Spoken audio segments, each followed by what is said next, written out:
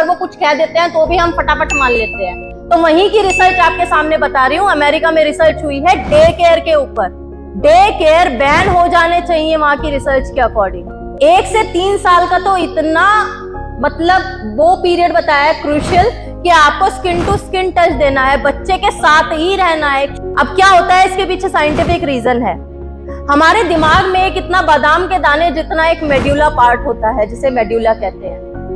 वह मेड्यूला क्या काम करता है, वह हमारे तनाव को रेगुलेट करता है कि जब इंसान को तनाव होगा तो उसे कैसे मैनेज करना है। ठीक है बच्चों, तो यहाँ पे एक मेडुला नाम का एक पार्ट होता है।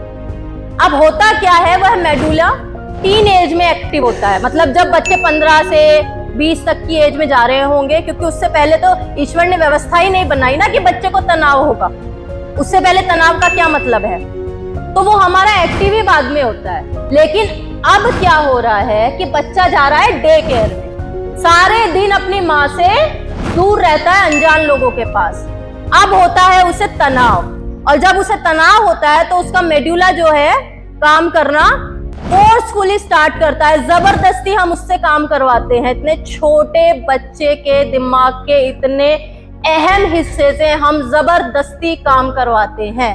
अब क्या होता है, अब होता है बच्चों को ADHD, attention deficit hyper disorder, यानी कि आपके बच्चे को हर वक्त अटेंशन चाहिए।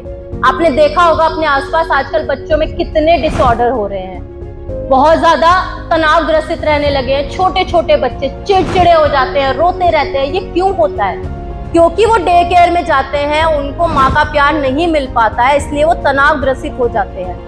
और यही वो बच्चे हैं आजकल के, जब ये बड़े होंगे तब इनको ना तो इनका वो मेडुला ठीक से काम करता है, इमोशंस यानी भावनाओं को अच्छे से समझ नहीं पाता है, और उसके बाद क्या होता है, बच्चे जाते हैं एंजाइटी, डिप्रेशन। इतने से इतना दुख भी हमारे बच्चे 14-15 साल के नहीं झेल पा रहे हैं, जाके सुसाइड कर लेंगे, ड्रग्स में चले जाएंगे, शराब पीने लगेंगे। ये इसीलिए होता है क्योंकि हमने बचपन में उनको संस्कार देने के बजाय डे केयर दे दिया।